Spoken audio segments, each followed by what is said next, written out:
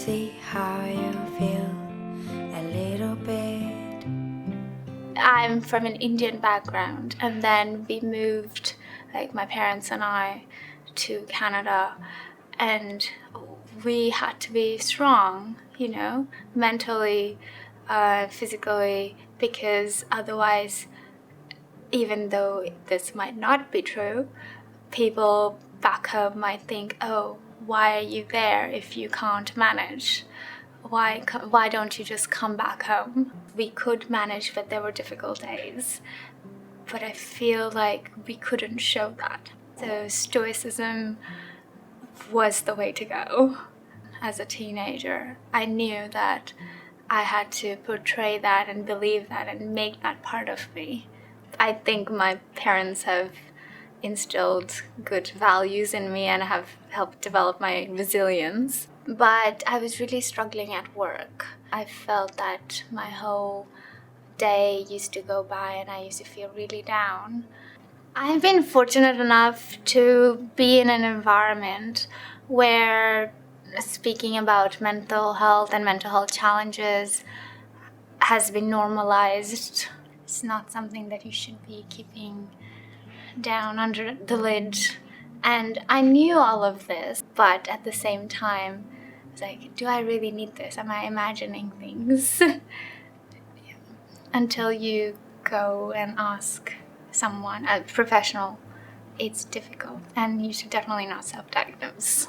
I'm the type of person who likes to research things, and I couldn't figure out, why can't I manage this on my own? I think it's self-stigma more than societal or familial. The different parts of you saying that, oh, I don't feel so great, and then another part of you saying, why? You're so privileged. There are so many people around the world who don't have a fraction of what you have.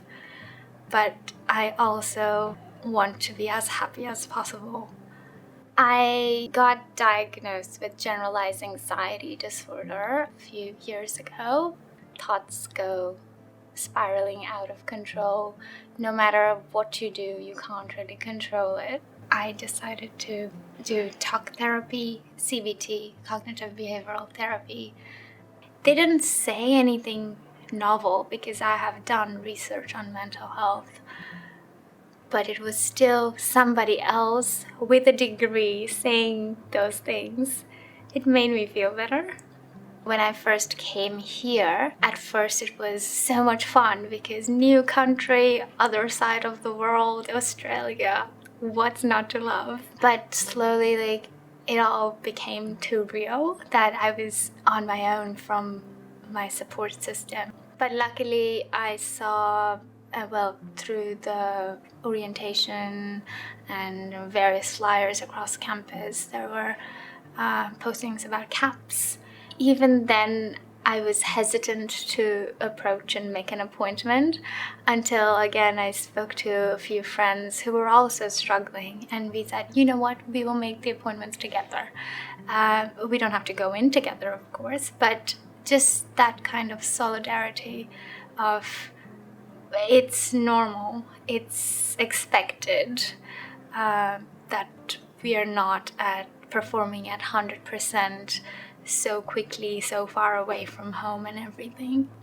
I consciously make the decision to seek help, to talk to people, or to do the things that I like. I try to tell myself to take that half an hour or 1 hour break and not feel guilty about that, because if I just keep chugging on, the output will not be as good as if I were to take a little break. Putting on a face mask and just taking a nap or taking hot showers and calming down. I really like watching stand-up comedy just on YouTube. I try to do physical activity. Not that I'm always successful, but sometimes being a couch potato also helps. And also hanging out with friends and just having those real deep conversations more than those surface conversations. To even envision a world where everyone is perfect all the time, you can't do that. That's what movies are for. Yeah. But even though, if you think about it, those kinds of movies, who would watch them? Those wouldn't be interesting. Even when you're supposed to be as strong as you possibly can, it's okay to talk about the days that you're not feeling so great. I can see how you